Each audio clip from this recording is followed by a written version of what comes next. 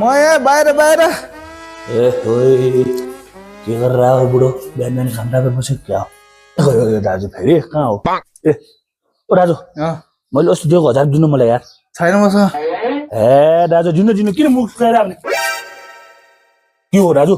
आँखा साखा पनि सुनिया छ रातो छ के हो कोसँग झर पर्यो हो हिजो बेलुका यार बुढीले अर्को केटीसँग देखेर हाने पर्ने नि राति त्यही भएर नि अनि दाजु यार कुरो नबुझेको नि तपाईँले यहाँ आँखामा यसरी हाने फुट्नु पर्ने दारूले हाने फुट्नु पर्ने केले हाने हो यत्रो छ त हो रातो छ केले हाने दाजु त्यति साह्रो केलाई हानु नि दुधको पोकालाई हानेर नि दुधको पोलो निकालेर हानेको अबे साले तेरे म गुरु गएर चिया पकाउनु ल्याएको दुधको पोकालाई हान्यो भने तैँले के बुझी त्यही ठिकै